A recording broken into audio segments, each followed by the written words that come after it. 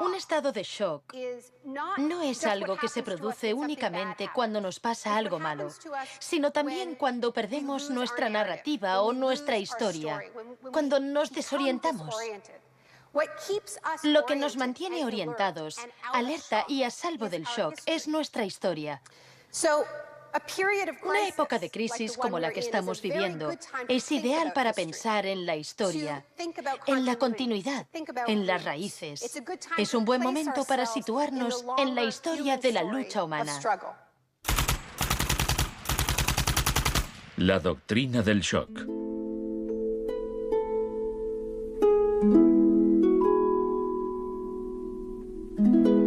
Todo empezó el 1 de junio de 1951, cuando representantes de agencias de inteligencia occidentales se reunieron en secreto con profesores universitarios en el Hotel Ritz-Carlton de Montreal. Como resultado de esta reunión, el ejército financió una investigación sobre el aislamiento sensorial en la Universidad de McGill.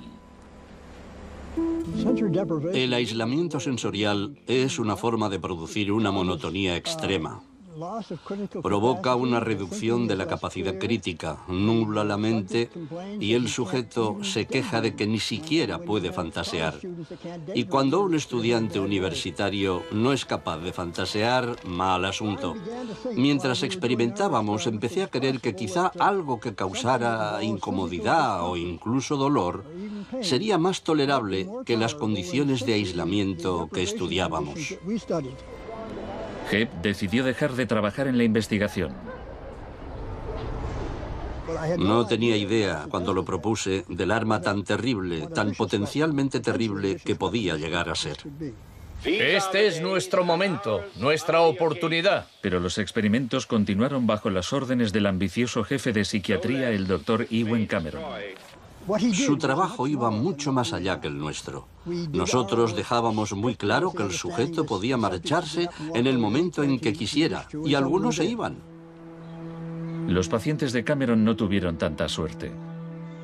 El Allen Memorial Institute, donde trabajaba, empezó a parecer una macabra cárcel donde Cameron llevaba a cabo experimentos extraños con sus pacientes de psiquiatría.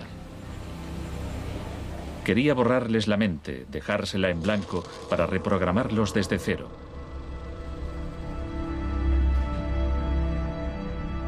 Janine Huart, una joven madre de 4 hijos, padecía una depresión posparto. Me entraban escalofríos cuando me decían, mañana te toca tratamiento de electrochoque. Me estremecía, me daba mucho miedo.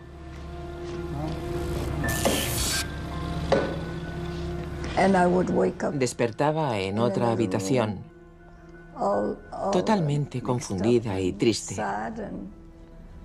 Y me quedaba muy afligida después. Iba por ahí caminando como una zombie. Cameron combinaba los electrochoques con las curas de sueño y la repetición de mensajes grabados. Decía, Janine, Janine, estás rehuyendo tus responsabilidades. No quieres cuidar de tu marido ni de tus hijos. Lo repetía una y otra vez. Suena como si la interrogaran. Sí, como si me interrogaran, pero ¿con qué objeto? La CIA no tardó en poner en práctica los hallazgos de Cameron. Muchas de sus técnicas figuran en el manual Kubark de interrogatorios para el contraespionaje. He aquí unos fragmentos.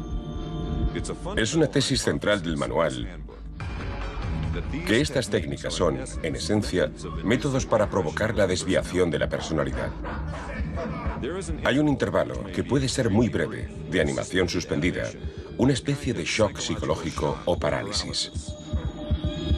Los interrogadores expertos reconocen este efecto cuando se da y saben que desde ese momento el sujeto está mucho más abierto a la sugestión, mucho más dispuesto a obedecer que justo antes de sufrir el shock. El otro Dr. Shock.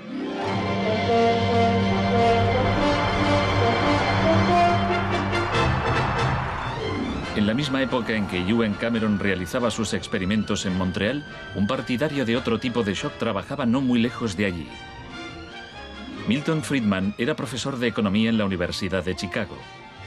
Creía que la terapia de shock económico impulsaría a las sociedades a aceptar un capitalismo más puro y desregulado. En octubre de 2008, durante la mayor crisis financiera desde 1929, Naomi Klein acudió a la Universidad de Chicago para hablar de Milton Friedman. Cuando Milton Friedman cumplió 90 años, la Casa Blanca de Bush organizó una celebración en su honor y todos pronunciaron discursos, incluido George Bush, pero el mejor fue el de Donald Rumsfeld.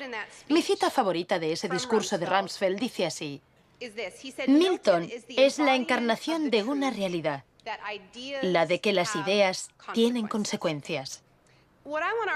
La tesis que sostengo es que el caos económico que ahora mismo impera en Wall Street, en la América Media y en Washington deriva de muchos factores, por supuesto, pero que entre ellos están las ideas de Milton Friedman. El crack de 1929 en Wall Street desencadenó la Gran Depresión de los años 30.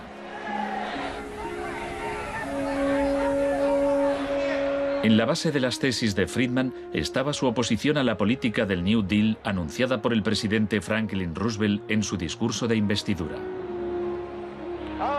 Nuestra prioridad es conseguir que la gente tenga trabajo. No es un problema insoluble si lo abordamos de forma inteligente y con valentía. Quiero expresar mi firme creencia de que no debemos temer a nada, excepto al miedo en sí. Influido por el economista John Maynard Keynes, Roosevelt puso en marcha un programa de empleo público para que la gente volviera a trabajar. Hoy la depresión no es más que un vago recuerdo. Millones de hombres y mujeres han encontrado trabajo y por consiguiente seguridad y esperanza. No fue tan sencillo. La depresión duró hasta la Segunda Guerra Mundial, pero después el Plan Marshall generalizó el modelo regulador e intervencionista de Keynes en Europa.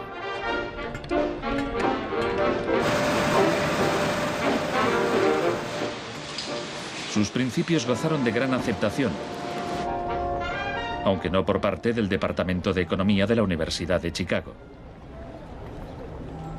Milton Friedman, desde esta universidad, libró una guerra contra el New Deal. Friedman era miembro de un grupo llamado Sociedad Mont Pelerin, dirigida por el economista Friedrich von Hayek. Creían que si el gobierno dejaba de prestar servicios y de regular los mercados, los problemas de la economía se resolverían solos.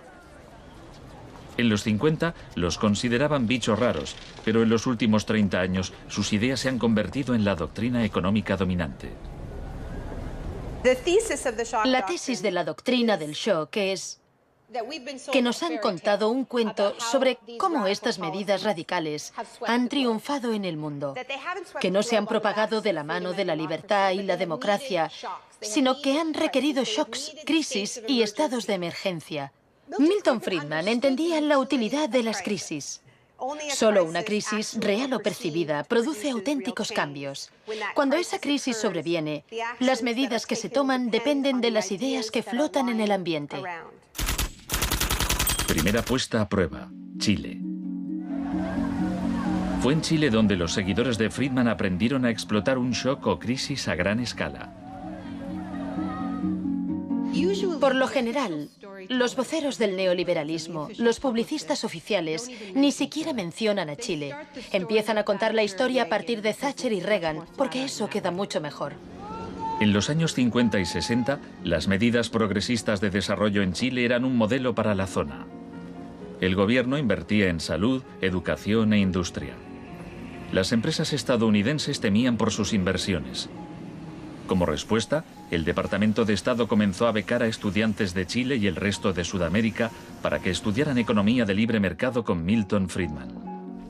La Universidad de Chicago tenía un convenio con la Universidad Católica de Chile que permitía a muchos chilenos venir a Chicago, donde les impartíamos formación y se doctoraban. Los estudiantes regresaban a Chile a dar clases. El Departamento de Economía de la Universidad Católica en Santiago se convirtió en una mini escuela de Chicago. Arnold Harberger, el economista que dirigía el programa, se describía como misionero totalmente entregado.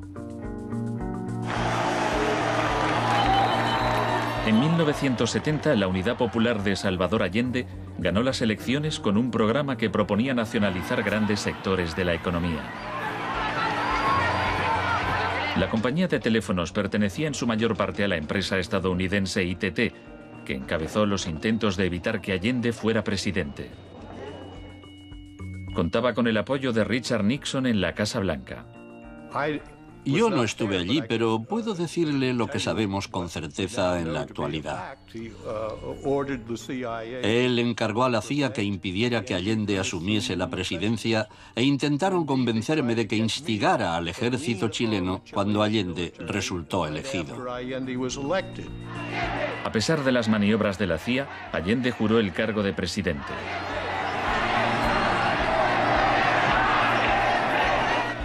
Richard Nixon ordenó al director de la CIA que hiciera gritar a la economía. Señor Nixon es presidente de Estados Unidos y yo soy presidente de Chile. Yo no tendré un término despectivo contra el señor Nixon mientras el señor Nixon respete al presidente de Chile. Comenzó a fraguarse un golpe militar. Los Chicago Boys chilenos se pusieron a trabajar en un programa económico de 500 páginas llamado El Ladrillo. Con dinero de Estados Unidos se hizo todo lo posible por desestabilizar la economía. Se declaró una huelga de camioneros que paralizó fábricas y tiendas. Hubo un golpe de Estado fallido el 29 de junio de 1973. Después, el 11 de septiembre, bajo el mando del general Pinochet, el ejército asaltó el Palacio Presidencial. El shock de la guerra. Chile había disfrutado durante 41 años ininterrumpidos de un régimen democrático que estaba siendo derrocado por medio de la violencia. Para Pinochet y sus partidarios el golpe era una guerra, y desde luego estaba concebido para parecerlo. Fue el precursor chileno de la doctrina militar de shock y pavor.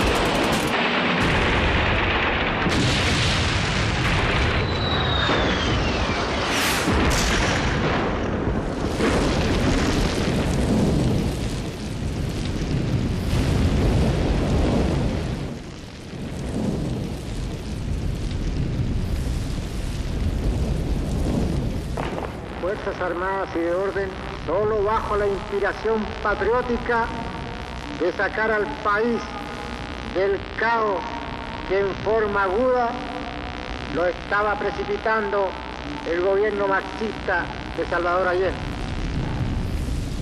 Los Chicago Boys entregaron a Pinochet El Ladrillo, su plan económico.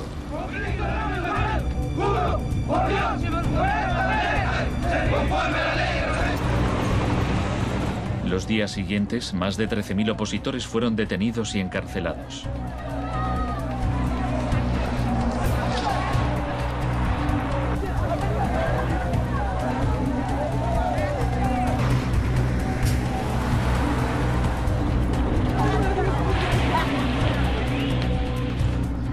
Recluyeron a miles de presos en el Estadio Nacional y a muchos los torturaron. El mundo fijó su mirada en Chile. ¿Cuántas personas? Más de 5.000 personas, como 10.000 años.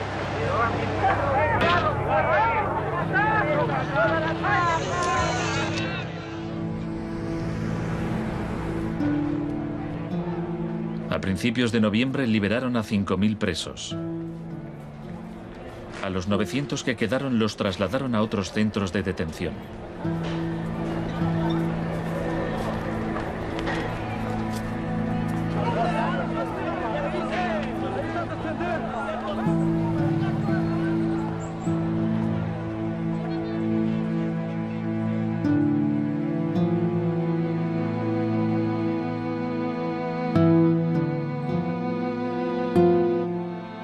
Menos de un mes después, la FIFA dejó a Chile jugar una eliminatoria para el Mundial de Fútbol en ese mismo estadio.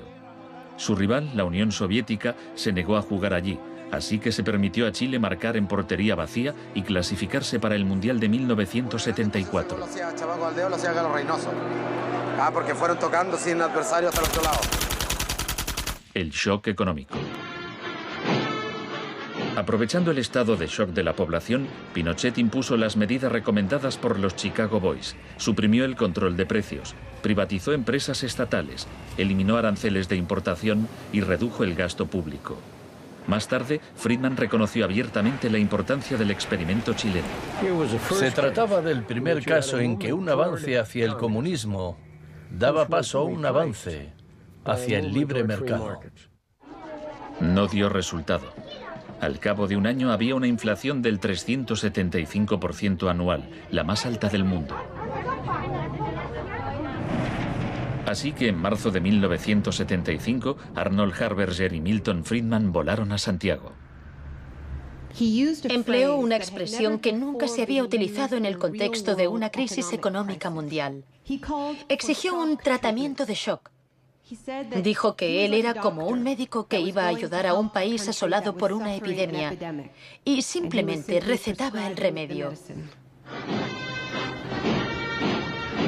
Friedman escribió que el general Pinochet se mostraba receptivo a la idea de un tratamiento de shock, aunque era evidente que le preocupaba el paro temporal que podía causar.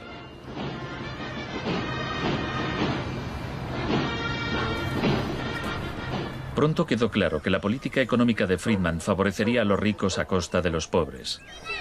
Se calculaba que una familia que intentara subsistir con el salario mínimo tendría que gastar el 74% de sus ingresos en pan. Viajar en autobús o beber leche se había convertido en un lujo.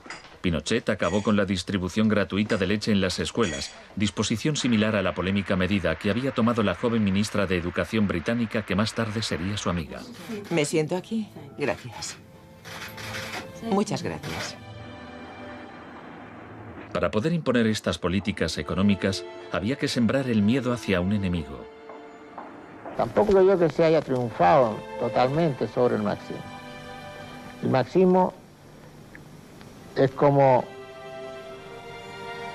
un fantasma. Cuesta mucho tomarlo. Mejor dicho, no se puede tomar.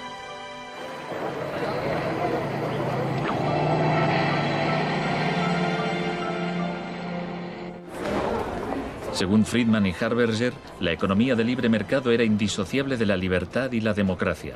Pero en Chile, donde sus ideas se estaban aplicando en el contexto de una dictadura militar, no era así. Muchos latinoamericanos veían una relación directa entre los shocks económicos que empobrecían a millones de personas y las torturas infligidas a quienes creían en una sociedad distinta. Orlando Letelier era uno de ellos. Letelier había sido embajador de Allende en Washington. Pasó un año en una de las cárceles de Pinochet antes de exiliarse en Estados Unidos.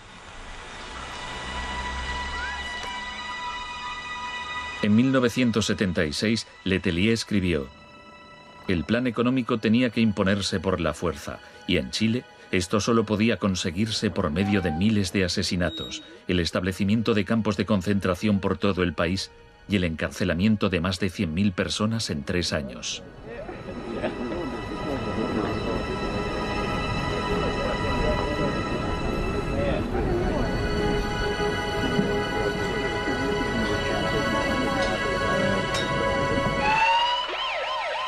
Antes de que pasara un mes, Letelier murió en un atentado con coche bomba. Buenas tardes. Una potente explosión ha destrozado un coche que circulaba por el normalmente tranquilo Embassy Road de Washington. El chileno era Orlando Letelier, ministro de Exteriores durante los últimos meses del régimen marxista del difunto Salvador Allende. Damos paso a Richard Roth. Michael Townley, miembro de la policía política secreta de Pinochet, estaba detrás del atentado. Había entrado en Estados Unidos con pasaporte falso y la CIA estaba al corriente de ello. Michael, buenas noches. Buenas noches, Pablo. La opinión del Poder Judicial chileno, ¿hay confianza en él? Mire, yo confío plenamente en la justicia chilena, como patriota y luchador antimarxista y juntista por sobre todas las cosas. Pese a su confianza, Townley fue extraditado a Estados Unidos y condenado por el asesinato de Letelier. Pinochet gobernó Chile como dictador durante 17 años, pero en una entrevista en que se sinceraba, Harberger seguía negándolo. Un gobierno represivo no puede durar mucho tiempo en el marco de un sistema de auténtica libertad económica. El año del asesinato de Orlando Letelier se le concedió a Friedman el Premio Nobel de Economía. Saben, tienen una idea totalmente deformada de lo que pasó. Les explicaré un par de cosas. En primer lugar, universidades chilenas me ofrecieron 2 títulos honoríficos antes de que yo viajara allí.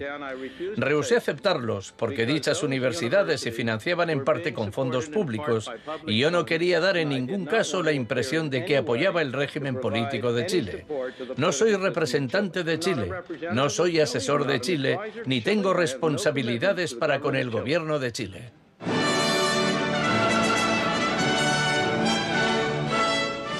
Y ahora le cedo la palabra al profesor Milton Friedman. Friedman, vete a casa. Friedman, vete a casa.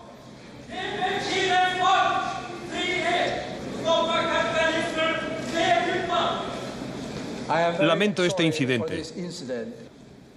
Podría haber sido peor.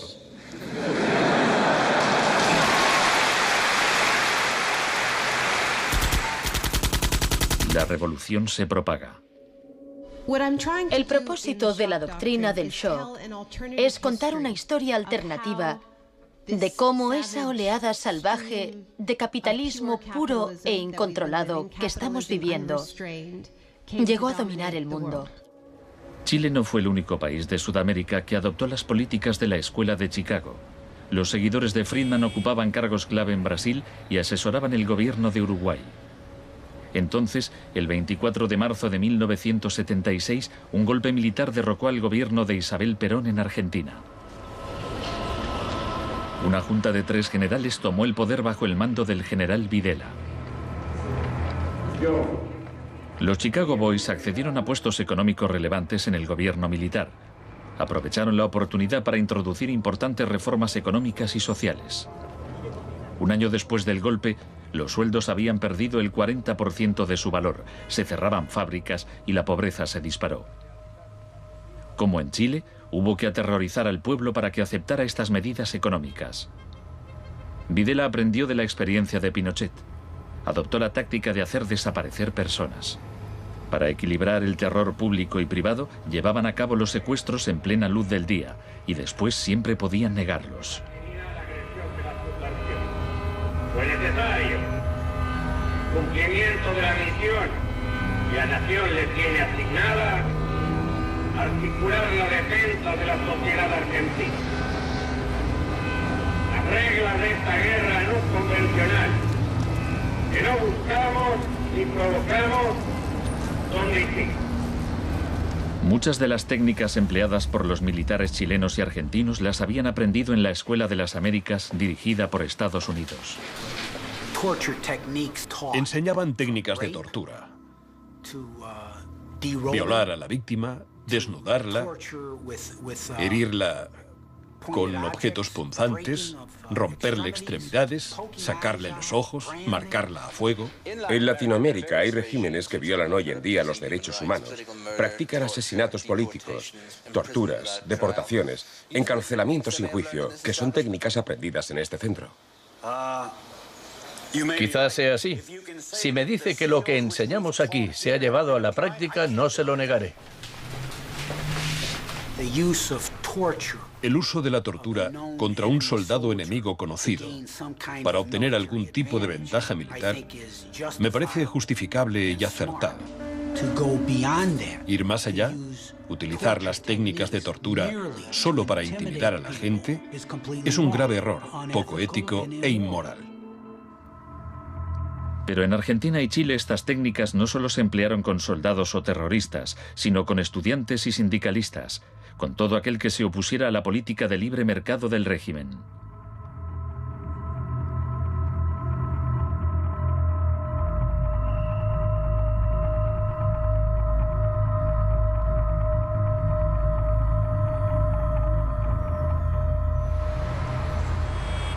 En 1978, la Junta de Argentina fue anfitriona del Mundial de Fútbol. La final se jugó en un estadio que estaba aproximadamente a 1 kilómetro del mayor centro de detención del país, donde había miles de presos en cámaras de tortura. Decir que con los goles, con el grito de gol, se tapaba la voz de los secuestrados, los gritos de los secuestrados, era una realidad. Organización extraordinaria, miles y miles de banderas, miles y miles de gargantas enronquecidas, 25 millones de argentinos que tienen un solo color, el celeste y blanco.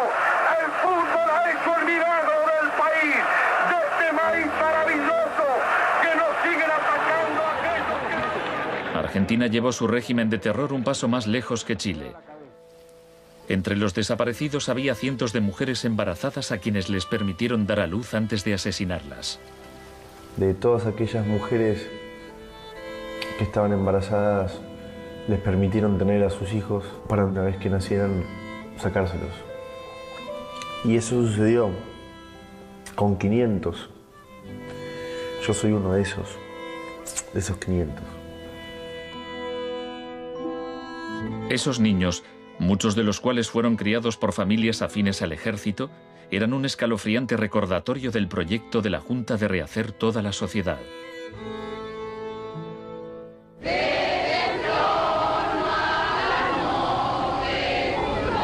Cuando la Junta aún detentaba el poder, un grupo de madres y abuelas de desaparecidos empezaron a protestar en la Plaza de Mayo.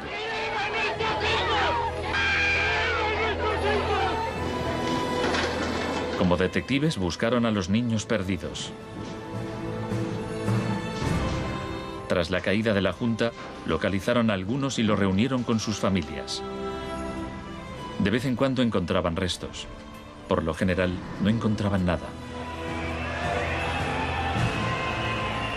El general Videla fue declarado culpable de asesinato, secuestro y tortura. Señores jueces, nunca más. Se le condenó a cadena perpetua.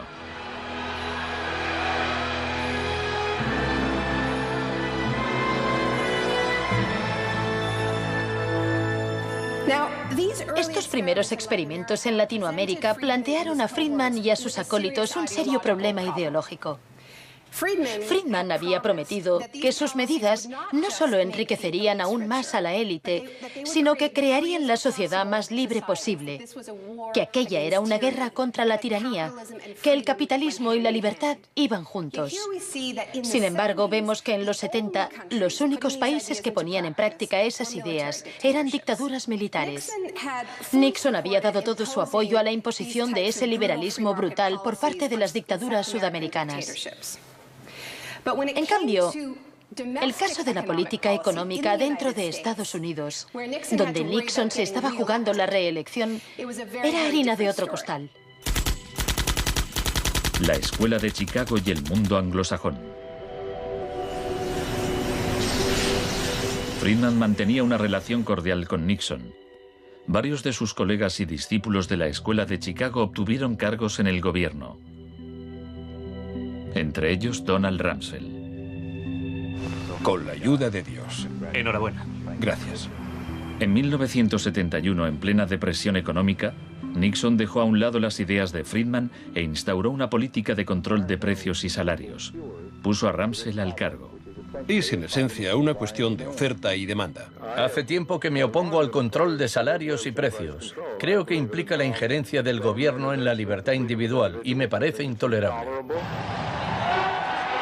La política keynesiana tuvo éxito y Nixon salió reelegido con una victoria aplastante. Fue un duro golpe para Friedman. Más tarde, en 1979, Margaret Thatcher fue elegida primera ministra en Gran Bretaña. Su gurú intelectual era el viejo mentor de Milton Friedman, Friedrich von Hayek. Poco más de un año después, Ronald Reagan ganó las elecciones presidenciales de Estados Unidos. Ahora, tanto Gran Bretaña como Estados Unidos estaban en manos de friedmanitas declarados. El programa con que Margaret Thatcher llegó al poder se basaba en 4 puntos: recortar el gasto público, bajar los impuestos, reducir el número de empresas estatales o paraestatales, desregular la industria e introducir una política monetaria moderada y estable para combatir la inflación. Durante sus primeros 3 años en el poder, el paro se duplicó en ciertos sectores, lo que provocó oleadas de huelgas. El índice de popularidad de Thatcher cayó hasta el 25%. Estallaron disturbios en las principales ciudades británicas. Hasta los admiradores de Thatcher albergaban ciertas dudas. Los resultados económicos de la administración Thatcher son desiguales.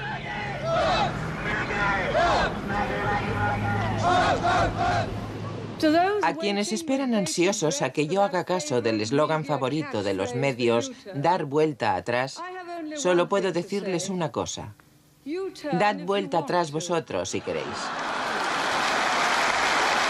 La dama no es partidaria de ello. Friedrich von Hayek instó a Thatcher a adoptar las políticas de shock económico de Pinochet. Ella replicó: en Gran Bretaña, con sus instituciones democráticas y su necesidad de un alto grado de consenso interno, algunas medidas tomadas en Chile son del todo inaceptables. La enorme impopularidad de Thatcher demostraba una vez más que el fundamentalismo del libre mercado era demasiado impopular y perjudicaba directamente a demasiada gente como para sobrevivir en un sistema democrático que requería el consentimiento de los gobernados, a diferencia de una dictadura militar. Lo que sacó a Thatcher del abismo y salvó finalmente el proyecto fue una crisis, la crisis suprema, de hecho, una guerra. Estamos aquí porque, por primera vez en muchos años, un territorio de soberanía británica ha sido invadido por un país extranjero. El gobierno ha decidido que un importante destacamento zarpe en cuanto se hayan ultimado todos los preparativos. El acorazado Invincible irá en cabeza. La mayoría de los británicos ni siquiera había oído hablar de las Malvinas, pero cuando Argentina invadió el pequeño archipiélago a miles de kilómetros de distancia, en el Atlántico Sur, Thatcher aprovechó la ocasión para hacer honor al apodo Dama de Hierro. Caballeros, me dicen que la bandera blanca ondea sobre Stanley. La guerra terminó menos de 3 meses después. Cuando las tropas regresaron al Reino Unido, las celebraciones patrióticas inundaron el país. Thatcher ganó las elecciones de 1983 por amplia mayoría. Esto le permitiría aplicar una forma de terapia de shock económico como la impuesta en Chile.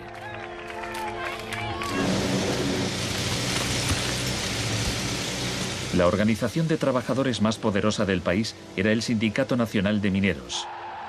Cuando la Junta Nacional del Carbón anunció el cierre de minas, los mineros declararon la huelga.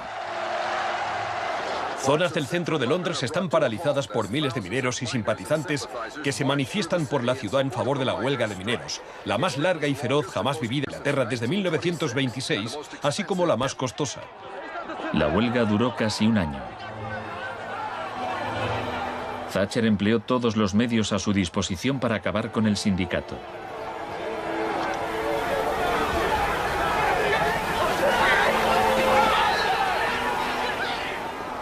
Al final, los mineros fueron derrotados. Thatcher aprovechó esta victoria para implantar la revolución de la Escuela de Chicago en su país. Una serie de anuncios vistosos promocionaba un programa de privatizaciones masivas. Thatcher vendió la industria del acero, el agua, la electricidad, el gas, el teléfono, aerolíneas, el petróleo. Privatizó las viviendas públicas. Salieron a concurso los servicios municipales. En 1986 se desregularon los servicios financieros y la banca. Se le llamó el Big Bang. No hace falta que le recuerde a ninguno de los presentes que el Big Bang es solo el principio. En el Reino Unido, antes de Thatcher, un gerente general ganaba 10 veces más que el empleado medio. En 2007 ganaba más de 100 veces más.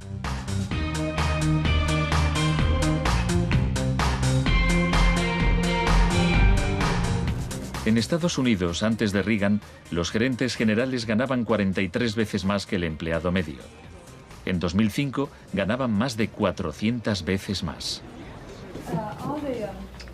Friedman reconocía abiertamente que Thatcher y Reagan estaban haciendo mucho por difundir la doctrina de la Escuela de Chicago en el mundo. Por aquí, señor Reagan. He pensado que debía colocarse aquí. La coincidencia en el tiempo de los mandatos de Thatcher y Reagan fue sumamente importante para la aceptación pública en todo el mundo de un enfoque distinto de la política económica y monetaria. Muchas gracias. Voy a describirles un plan y una esperanza a largo plazo. Que el avance de la libertad y la democracia relegue al marxismo-leninismo al basurero de la historia, tal como ha hecho con otras tiranías que coartan la libertad e impiden que la gente se exprese. Más allá del telón de acero. Todos conocemos el cuento de hadas sobre la caída del comunismo. Occidente, con Reagan y Thatcher al mando, parecía tan próspero a los ojos de la gente del bloque comunista que ésta a su vez empezó a exigir medidas radicales de libre mercado.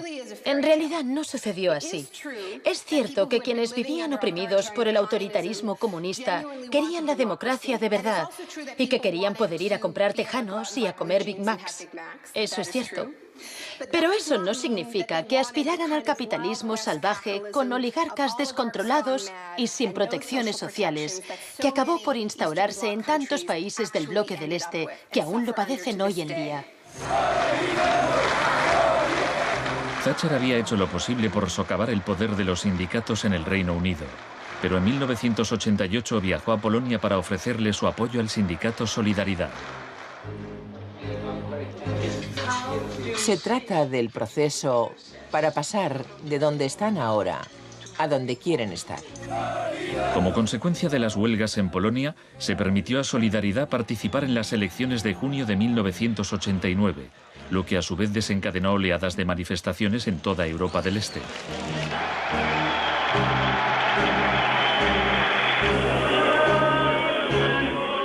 En épocas anteriores, la Unión Soviética había utilizado la fuerza para aplastar los movimientos democráticos. Pero ahora la URSS tenía un líder distinto, Mikhail Gorbachov, impulsor de la Glasnost y la Perestroika. Hablaba de una tercera vía, de una transición gradual hacia una socialdemocracia a la escandinava, algo a medio camino entre el capitalismo de libre mercado y el comunismo. Gorbachov cautivó al público y los políticos de Occidente. Es un líder audaz, decidido y valiente. Ante la mirada de Gorbachov, los viejos regímenes comunistas se desmoronaron uno a uno.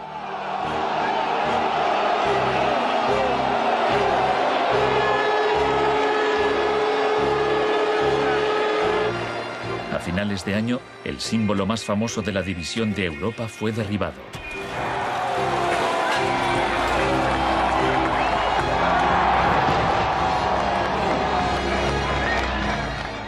Para Friedman y los Chicago Boys, se abrieron las puertas de todo un mundo nuevo.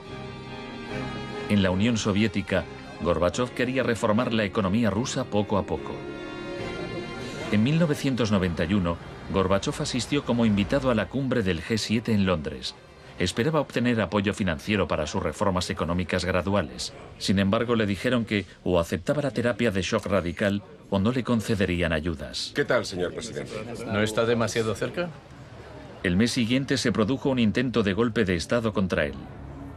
Miembros del sector duro del Partido Comunista pusieron a Gorbachov bajo arresto domiciliario en su casa de veraneo de Crimea. Los tanques rodearon la Casa Blanca, el Parlamento ruso.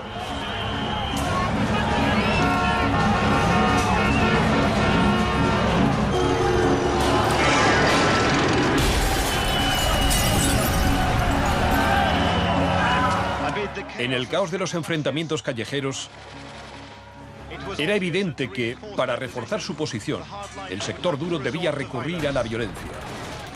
Estos choques entre el pueblo y las fuerzas del orden son algo nunca visto desde los tiempos lejanos de la Revolución Rusa. Hoy, cuando amanecía sobre un mar de escombros, empezaba a quedar claro que el golpe se estaba desmoronando. El edificio del Parlamento ruso estaba a salvo. El ejército no había intervenido. Y en el interior, Yeltsin tenía más poder que nunca.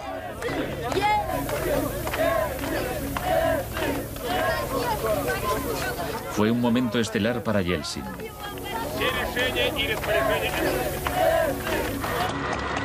Gorbachov fue puesto en libertad y regresó a Moscú, pero había perdido buena parte del poder. Aplaudo los elevados principios del pueblo ruso y también los del presidente Boris Yeltsin. En diciembre de 1991 se disolvió la Unión Soviética, un shock profundo para el pueblo ruso. Yeltsin se hizo cargo entonces de la política económica de la Federación Rusa. El libre mercado llegó a Rusia y con él el caos. La adopción de las doctrinas de la Escuela de Chicago por parte de Rusia marcó el principio de un nuevo capítulo en la cruzada por el libre mercado. Fue shock en estado puro, sin nada de terapia. Pese a los intentos oficiales por promover el capitalismo popular, lo cierto es que un puñado de empresarios amasó grandes fortunas. Se vendieron empresas estatales a precio de saldo. La prensa rusa apodó a los asesores de Yeltsin los Chicago Boys.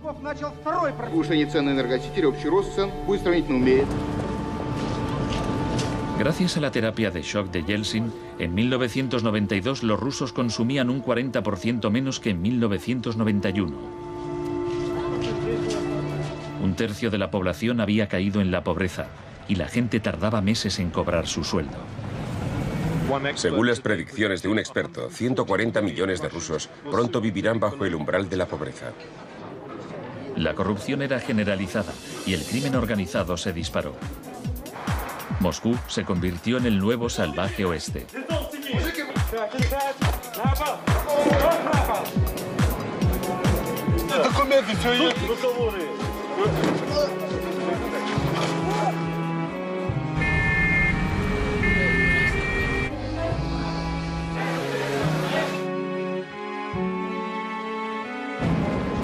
La mayoría de los rusos se oponía a que el radicalismo de los Chicago Boys se implantase en su país. En marzo de 1993, el Parlamento tomó una decisión crucial. Votó a favor de retirarle a Yeltsin los poderes especiales que le había otorgado. Yeltsin instauró un régimen especial. El Tribunal Constitucional lo declaró ilegal.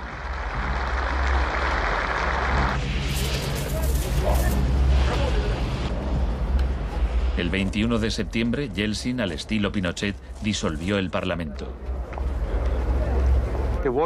A partir de hoy quedan suspendidas las funciones legislativas, administrativas y de control del Parlamento de la Federación Rusa. Occidente puso su influencia al servicio de Yeltsin. Creemos que Boris Yeltsin es la mayor esperanza para la democracia en Rusia. 2 días después, el Parlamento votó a favor de destituir a Yeltsin por 636 votos a 2. Miles de partidarios del Parlamento se congregaron frente a la Casa Blanca e intentaron tomar la televisión.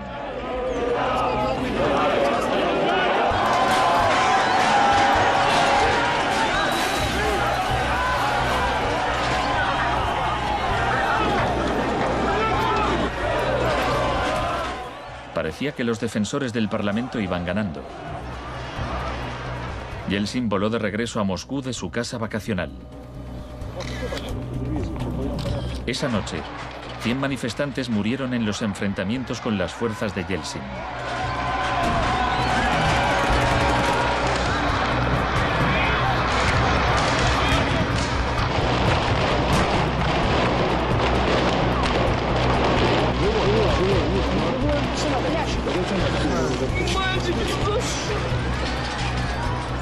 El 4 de octubre, Yeltsin ordenó al ejército que atacara la Casa Blanca y bombardeara el mismo edificio que él había defendido 2 años antes.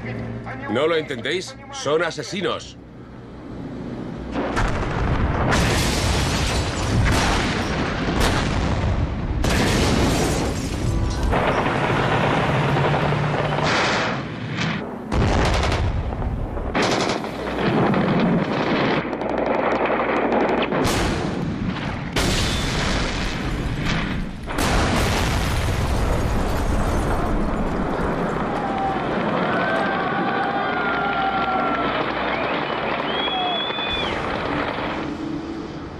Warren Christopher, el secretario de Estado norteamericano, dijo: Estados Unidos no suele apoyar la suspensión de parlamentos, pero corren tiempos excepcionales.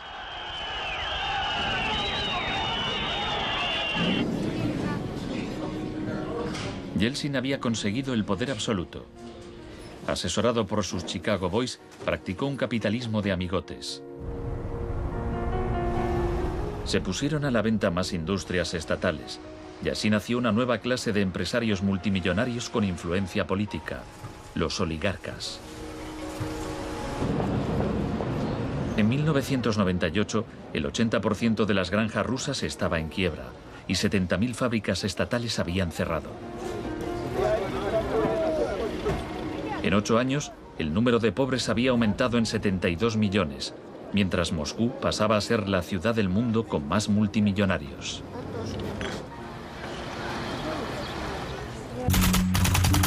Un nuevo enemigo.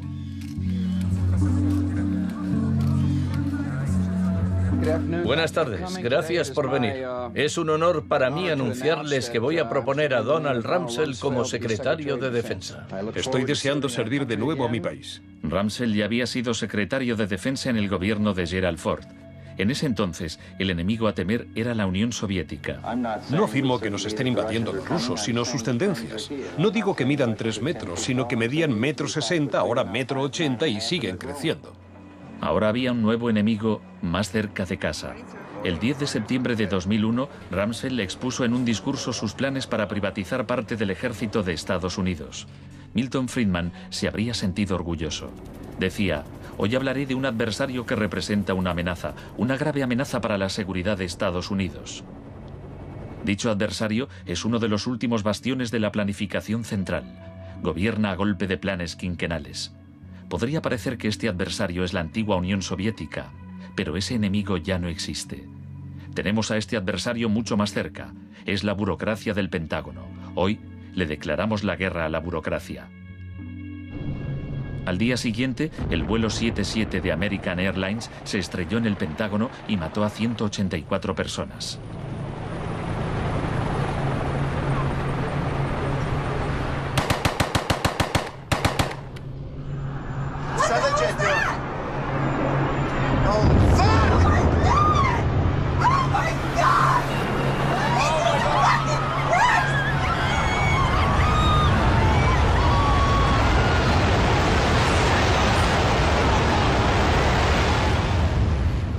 Piensen en la sensación de la gente tras los atentados. ¿Quién es esa gente? ¿De dónde son? ¿Por qué nos odian? Se produjo una rotura de esquemas colectiva. No vivíamos en el mundo en que creíamos vivir. Y nuestros líderes no dejaban de repetir que todo aquello que creíamos entender antes del atentado ya no era vigente. Se acuñó una nueva frase, mentalidad pre-11S. Lo que ocurrió en ese momento fue que surgieron teorías nuevas por arte de magia sobre un choque de civilizaciones. De pronto, ese era el mundo en que vivíamos. Resultó que había un eje del mal y que estábamos librando una guerra contra el terrorismo. Esta guerra abstracta e imposible de ganar ha tenido enormes consecuencias económicas. Antes de 2001, la seguridad nacional apenas podía considerarse una industria. Hoy en día es más importante que las industrias del cine y la música juntas. Entre el 11 de septiembre de 2001 y el año 2006, el Departamento de Seguridad Nacional pagó $130.000 millones a contratistas privados. Este es el complejo del capitalismo del desastre, una nueva economía basada en el miedo. Será una batalla monumental entre el bien y el mal. La guerra contra el terrorismo, primera parte. La mejor defensa contra el terror es una ofensiva global contra él, allí donde esté. La primera fase de esta guerra fue el bombardeo de Afganistán.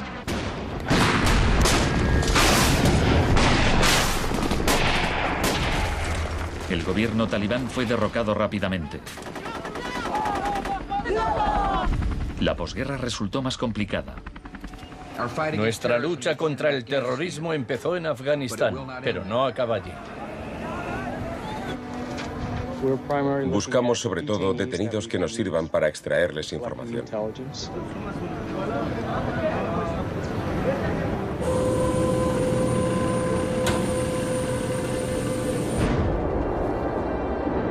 En Guantánamo, las fuerzas estadounidenses pusieron en práctica por primera vez las técnicas del manual Kubark de forma explícita y pública. Oficialmente aprobadas por la Casa Blanca, fueron mostradas abiertamente por televisión en todo el mundo. El aislamiento, tanto físico como psicológico, debe mantenerse desde el instante de la captura. La capacidad de resistir se ve reducida por la desorientación. Los presos deben guardar silencio en todo momento y jamás se les debe permitir hablar entre sí.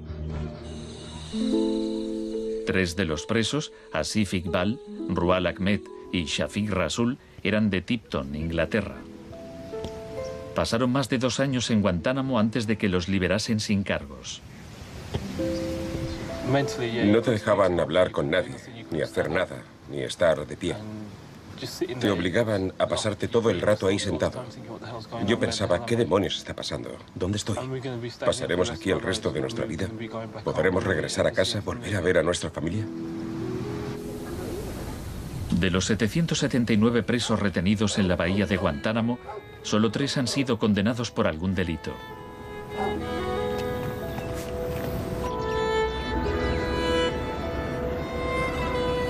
Lo único que sé a ciencia cierta es que son mala gente. Era un mensaje para todo el mundo, un mensaje muy claro. Esto es lo que te pasa si te interpones en nuestro camino. La guerra contra el terrorismo, segunda parte. La guerra contra el terrorismo no se libra contra un solo hombre o contra un solo país. Se alegaron muchas justificaciones para la invasión de Irak. Pero si Estados Unidos realmente hubiera querido invadir un país que presuntamente albergaba a líderes de Al-Qaeda, tenía armas nucleares y vendía tecnología nuclear a otros países, Pakistán habría sido la opción más obvia. Tenía contactos estrechos con los talibán y el poder estaba en manos de un dictador militar. En cambio, George Bush eligió como objetivo Irak, el país con la tercera mayor reserva de petróleo del mundo.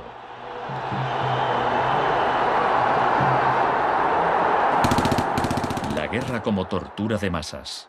Los planes de guerra del Departamento de Defensa no son como los de la Guerra del Golfo. Están más en la línea de la invasión de Panamá de 1989. Según ha podido saber la CBS, se iniciará en el llamado Día A con A de ataques aéreos, ataques tan devastadores que hará que los soldados de Saddam no puedan ni quieran oponer resistencia. La idea es que el bombardeo sea tan intenso que produzca, en palabras textuales, shock y pavor.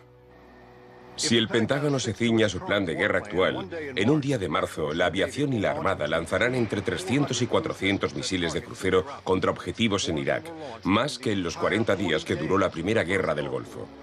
Será un ataque de una magnitud nunca antes vista, nunca antes prevista. Harlan Ullman es uno de los artífices del concepto shock y pavor, que consiste en lanzar un gran número de bombas guiadas de precisión. Esto produce un efecto inmediato, como el de las bombas nucleares de Hiroshima. No es cuestión de días o de semanas, sino de minutos.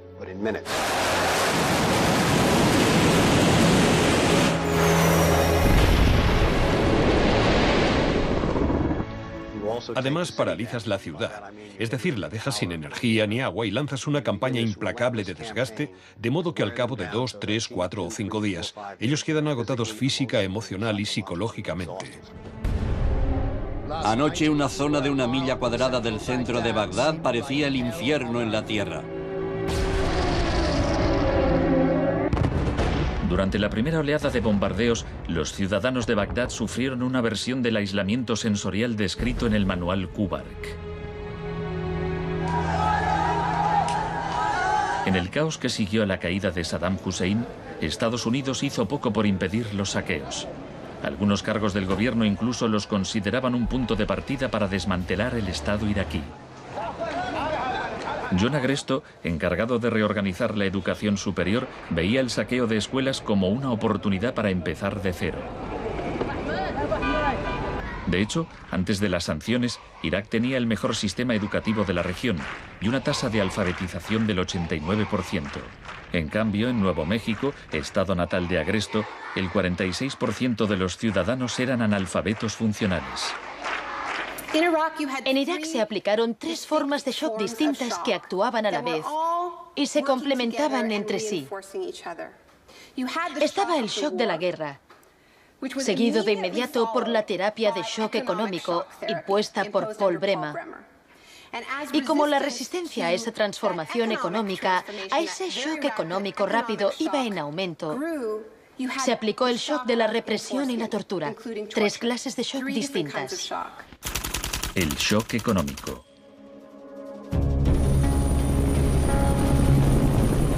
En mayo de 2003, Paul Bremer fue nombrado enviado presidencial de Estados Unidos a Irak. 2 semanas después de su llegada, declaró el país listo para los negocios. Creemos que la coalición cuenta con una autoridad lo bastante amplia para decidir el rumbo de la economía iraquí. Bremer sabía poco sobre Irak, pero mucho sobre el capitalismo del desastre. Había fundado la Crisis Consulting Practice en los inicios del boom de la seguridad nacional. Hoy es un día muy importante en Bagdad. Bremer dedicó los primeros 4 meses a aprobar medidas clásicas de la Escuela de Chicago. Rumsfeld aseguraba que Irak tenía unas de las leyes fiscales y de inversión más avanzadas y atractivas del mundo libre. Una de las primeras disposiciones de Bremer fue despedir a 500.000 empleados públicos. Se trataba en parte de un acto de desbaazificación, pero reducir el gobierno era también algo muy friedmanita. Se prometieron fondos para la reconstrucción. Nuestra inversión en el futuro de Afganistán e Irak es el mayor compromiso de estas características desde el Plan Marshall. En realidad, era justo lo contrario. Mientras que el fin del Plan Marshall era impulsar la industria europea, la ayuda a Irak se invirtió en empresas de Estados Unidos. Los pocos iraquíes que consiguieron empleo estaban al final de una serie de subcontratistas. Creative Associates se hizo con contratos por valor de $100 millones para esbozar el programa de estudios e imprimir libros de texto para el sistema educativo. La consultora en gestión y tecnología Bearing Point obtuvo contratos por valor de $240 millones para implantar un sistema de libre mercado en Irak. RTI, con sede en Carolina del Norte, logró contratos por $466 millones para asesorar sobre la instauración de la democracia en Irak. Y a Halliburton se le adjudicaron contratos de coste más incentivos por $20.000 millones. Parsons recibió $186 millones para construir 142 clínicas sanitarias. Solo se terminaron 6. El suministro básico de electricidad y agua apenas mejoró, pese a los miles de millones que se gastaron durante los primeros 4 años. Vamos a triunfar aquí y cuando lo consigamos habremos hecho algo importante, no solo para 25 millones de iraquíes, sino para favorecer los intereses occidentales en la región. Hasta los nuevos billetes iraquíes se imprimían en el extranjero. Les mostraré un ejemplo de estos billetes. Estados Unidos incluso llegó a pagar a empresas privadas para que supervisaran a las empresas privadas que habían logrado contratos.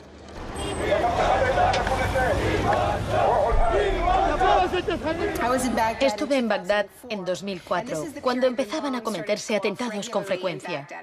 De hecho, la noche en que llegué, una bomba estalló muy cerca del hotel. Pero lo que más me impactó entonces fue que, a pesar de la violencia y del caos, los iraquíes salieron a la calle a protestar al día siguiente. 19 muertos y 100 heridos en Nayaf. Lo que pedían en esa época era elecciones, tener voz y voto en el desarrollo de la era post-Saddam. En los primeros días de la ocupación, las protestas eran pacíficas, pero a medida que pasaba el tiempo, como las protestas no daban resultado, cada vez más iraquíes se unían a la resistencia armada.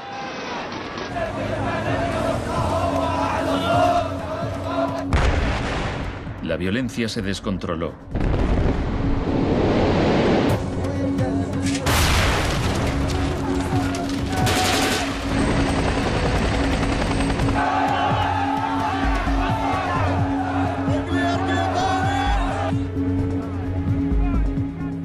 Como había ocurrido en Sudamérica 3 décadas antes, se dejaban cuerpos en la cuneta a modo de advertencia.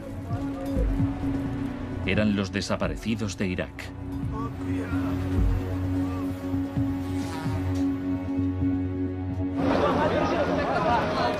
Se tomaron medidas extremadamente agresivas para aplastar a la oposición. El shock de la represión.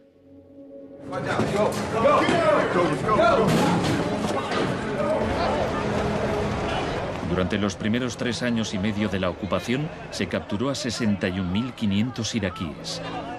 En la primavera de 2007, 19.000 seguían detenidos. En prisión los interrogaban con técnicas derivadas de las que ideó la CIA, basándose en los experimentos realizados por Ewen Cameron en los años 50.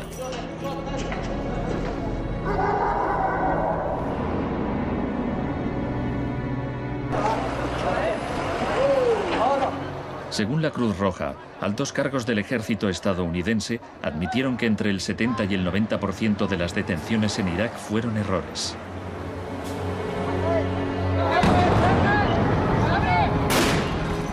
Aunque el caos que reina en el país parezca un fracaso de la terapia de shock, en Irak el capitalismo del desastre ha florecido.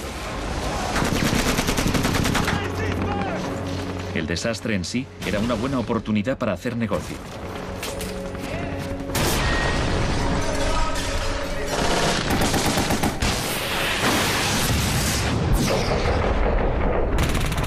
El negocio de la guerra. El gasto militar de Estados Unidos prácticamente se ha duplicado desde 2001. Se acerca a los 700.000 millones de dólares al año. Ya en 1961, el presidente Eisenhower, que no era precisamente de izquierdas, advirtió del peligro de un ejército demasiado poderoso. La conjunción de una estructura militar inmensa y de una gran industria de armamento es algo nuevo en la historia de Estados Unidos.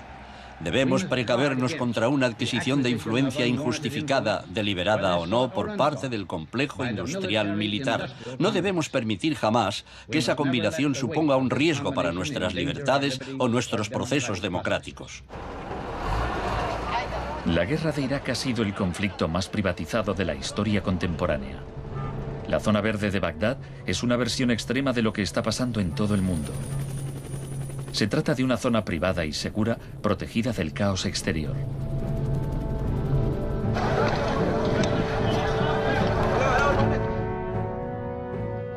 En 1991, durante la Primera Guerra del Golfo, por cada 100 soldados había un contratista militar. En 2003, cuando empezó la guerra de Irak, por cada 100 soldados había 10 contratistas. En 2006, por cada 100 soldados había 33 contratistas. Un año después, por cada 100 soldados había 70 contratistas. En julio de 2007 había más contratistas que soldados en Irak. Esto iba incluso más lejos de lo que Milton Friedman se había atrevido a soñar. Lo único que no privatizaría son las Fuerzas Armadas, los tribunales y algunas carreteras y autopistas. Una de las empresas contratadas más relevantes era Blackwater USA. Durante la batalla de abril de 2004 en Nayaf, Blackwater asumió el mando de los marines estadounidenses. Docenas de iraquíes murieron durante la operación. Estados Unidos había blindado las empresas privadas contra las leyes iraquíes, por lo que éstas funcionaban en un vacío legal, un poco como Guantánamo. Le pregunté al secretario de Defensa hace un par de meses bajo qué se rige. El señor Rumsfeld... Iba a preguntárselo yo. Siga.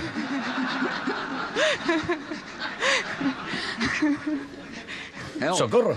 Iba... Del mismo modo que la terapia de shock de Cameron dejaba a los pacientes confundidos y deshechos, los múltiples shocks infligidos a Irak redujeron al país a un estado de anarquía y violencia sectaria. En la época en que ejecutaron a Saddam, en 2006, morían 1000 iraquíes por semana.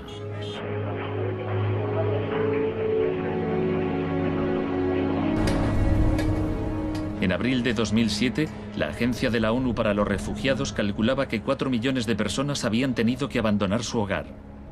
Cientos de miles de iraquíes habían muerto.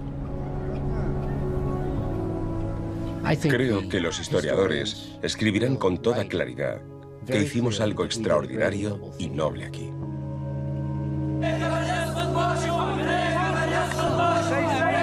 Esta es una manifestación contra el terrorismo americano. Los americanos arrestan y matan a mujeres y niños, insultan a los ancianos y matan a los jóvenes. América es terrorismo, América es terrorismo.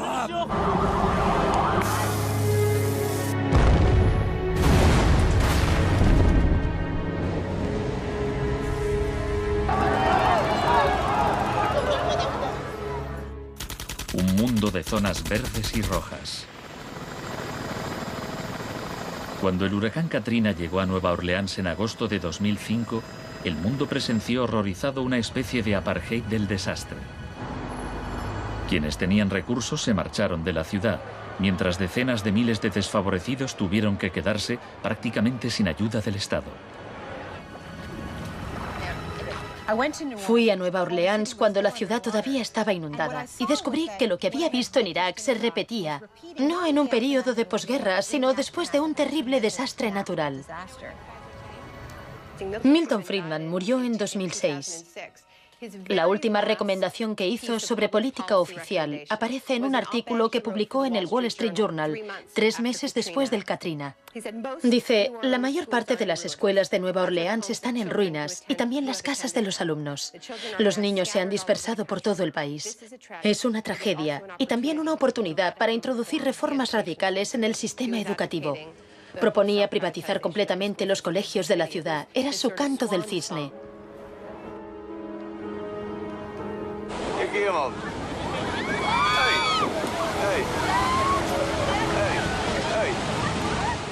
Fui testigo de un proceso similar en Sri Lanka, en los días que siguieron al tsunami de 2004. A gente que había vivido en la costa desde hacía generaciones se le impidió volver a fin de poder privatizar los terrenos y venderlos a hoteles de lujo.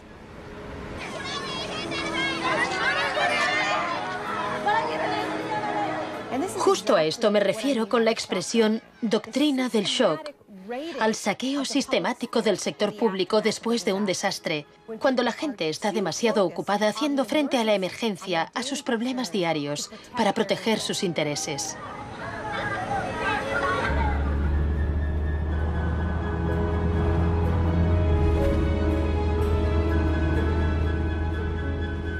Tal vez el primer acto de resistencia sea negarnos a impedir que borren la memoria colectiva. En 2008, Naomi Klein visitó Villa Grimaldi con Isabel Morel, viuda de Orlando Letelier. Villa Grimaldi es un monumento a la crueldad del régimen de Pinochet y a su posterior derrota. Villa Grimaldi fue el principal centro de tortura mientras se buscaba implementar la política de shock económico. Esta es la que tú señalas en el libro como las casas de uno por uno donde estaban los detenidos en Villa Grimaldi. No le tenía ningún cariño a Pinochet, pero considero que fue nuestro maestro en muchos sentidos. Aprendimos qué era el mal.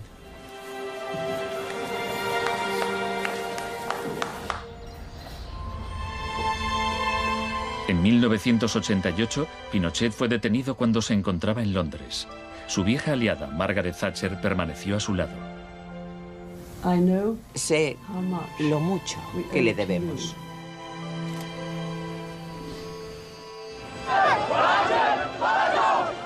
Hicieron falta 30 años para que el experimento económico que Pinochet fue el primero en probar diera la vuelta al mundo hasta Irak. Aún así, las similitudes entre pasado y presente son asombrosas. Entre los campos de concentración de Pinochet y el centro de detención de Bush en Guantánamo. Entre los desaparecidos de Chile y los de Irak.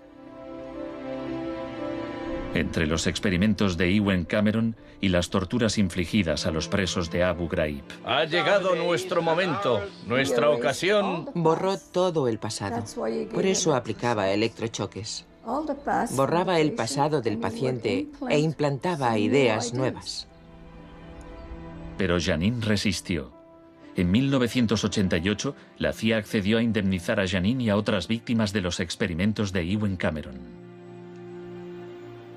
Janine, ¿estás orgullosa de que, aunque intentaron hundirte, tú has luchado con todas tus fuerzas y has vencido? En cierto modo, sí. En cierto modo. Porque creo que todavía me queda una pizca de fuerza de voluntad. Es muy difícil luchar contra un gobierno. La gente me decía: Janine, no puedes luchar contra el gobierno, no te das cuenta, son muy poderosos. Pero yo tenía fe en que ganaría. El fin de una era. Los mercados no regulados son volátiles por naturaleza. Las burbujas se inflan y al final estallan inevitablemente. Tras la desregulación del Big Bang, en los 80, se han producido varios shocks económicos. En 1987 hubo un lunes negro. Los mercados se desplomaron de forma espectacular. Fue el mayor derrumbe porcentual ocurrido en un mismo día en la historia de la bolsa. En 1992 hubo un miércoles negro cuando los especuladores de divisas hicieron fortunas apostando contra la libra. En 1997 estalló la crisis asiática. En un año, 600.000 millones de dólares se perdieron en las bolsas de Asia.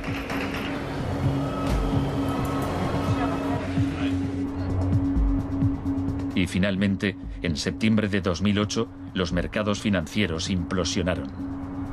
El mercado no está funcionando correctamente. Ha habido una pérdida generalizada de confianza.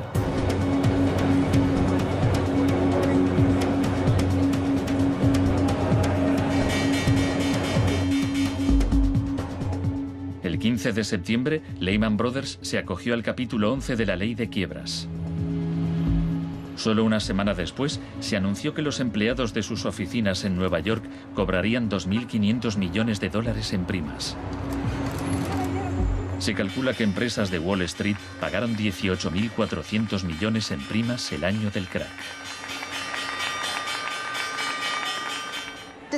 Pese al torrente de retórica populista de quienes dicen plantar cara a los peces gordos y defender a los ciudadanos sencillos y no a Wall Street, nos encontramos ante una transferencia de riqueza de proporciones incalculables.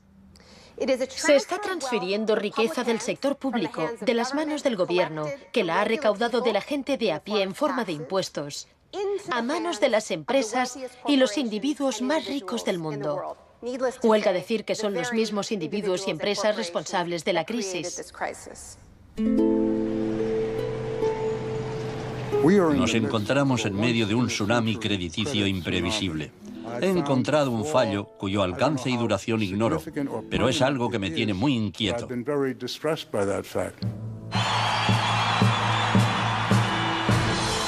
Estados Unidos, la crisis financiera propició la victoria de Obama.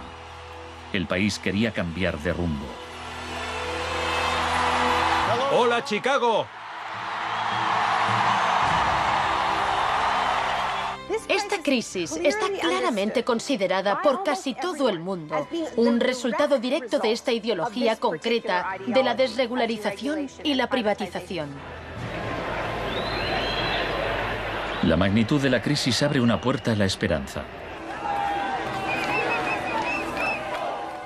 La doctrina del shock, como estrategia, solo funciona si no sabemos que existe. Lo que me parece más esperanzador de la crisis económica actual es que esta táctica se está desgastando, pues el factor sorpresa ha desaparecido. Los tenemos calados y ya no nos engañan. Nos estamos volviendo a prueba de shocks.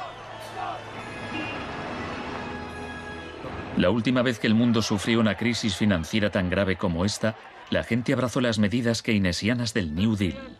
Quiero expresar mi firme creencia de que no debemos temer a nada, excepto el miedo mismo.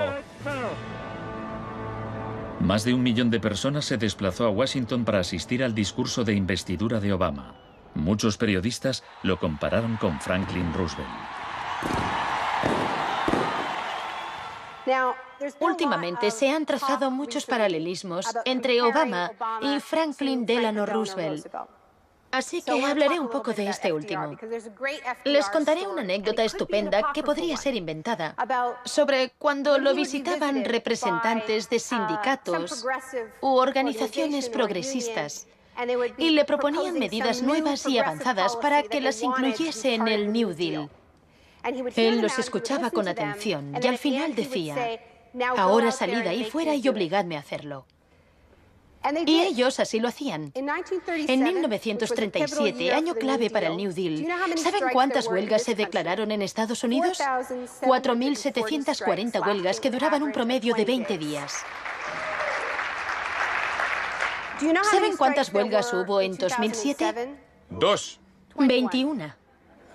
En fin, la otra razón para recordar esta historia de la lucha social es que nos dice algo muy importante, algo que debemos recordar en estos momentos en que nos jugamos tanto.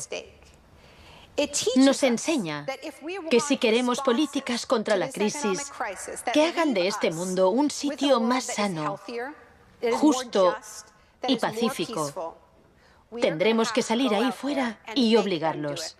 Gracias.